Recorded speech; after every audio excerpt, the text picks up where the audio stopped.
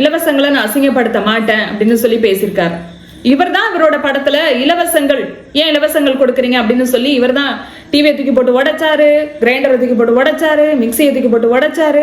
இவரோட படத்தை பார்த்துட்டு இவருடைய ரசிகர்களும் அரசு கொடுத்த டிவி வேண்டாம், மிக்சி வேண்டாம், கிரைண்டர் வேண்டாம்னு சொல்லி தூக்கி போட்டு உடைத்த வீடியோக்களும் கூட செய்திகள்ல வந்தது. இப்ப என்ன சொல்றாரு, நாங்க ஆட்சிக்கு வந்தா எல்லாருக்கும் வீடு தருவோம், எல்லாருக்கும் பைக் தருவோம், கார் தான் எங்களோட லட்சியம் அப்படின்னு சொல்றாரு. திமுக ஆட்சியில வீடு கொடுத்திருக்கோம் அப்படின்னு சொன்னாங்க. யாருமே வாடகை வீட்டுல இல்லையா, வாடகை வீட்டுல நீங்க இருக்கீங்களா இல்லையா அப்படின்னு கூட்டத்தை பார்த்து கேட்கிறாரு. எவ்வளவு ஒரு தற்குறித்தனமான கேள்வி இது. நீங்க ஆட்சிக்கு வந்தாலும் வாடகை வீட்டுல இருக்கிறவங்க வாடகை வீட்டுல தான் இருப்பாங்க. எல்லாருக்கும் வீடு எந்த ஆட்சியாலையும் கொடுக்க முடியாது. சென்னையில பல பேர் வாடகை வீட்டுல இருக்காங்க. 30,000 ரூபாய் இருக்கும் அவங்களோட வாடகை, 15,000 இருக்கும், 20,000 இருக்கும், 25,000 கூட இருக்கும். அவ்வளவு வசதியான வீட்டுல தான் அவங்க இருப்பாங்க. வாடகை வீடா இருந்தாலும் 2 பெட்ரூம் இருக்கணும், கிச்சன் இவ்வளவு பெருசு இருக்கணும், ஹால் இவ்வளவு பெருசு இருக்கணும், டாய்லெட் பாத்ரூம் 2 இருக்கணும் அப்படின்னு பார்த்து வாடகைக்கு போறவங்க தான் இங்க அதிகம்.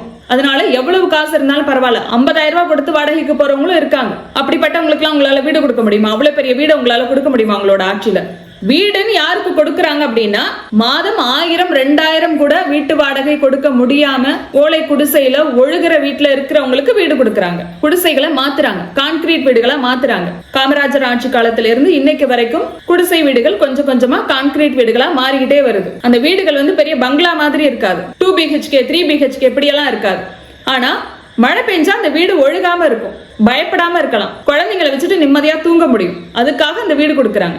ஏழைகளுக்காக எளியோருக்காக அந்த வீடு கொடுக்கறாங்க. ஆனா இவர் எல்லாருக்கும் வீடு கொடுப்பாராம், எல்லாருக்கும் பைக் கொடுப்பாராம், கார் தான் இவரோட லட்சியமா. சரி ஆட்சிக்கா வரப்போறோம், சொல்லி விடுவோம், வீட்டுக்கு வீடு ஹெலிகாப்டர், வீட்டுக்கு வீடு பிளைட் தரேன், என்ன வேணாலும் சொல்லி விடுங்க. உங்க வாயி உங்க வாக்குறுதி.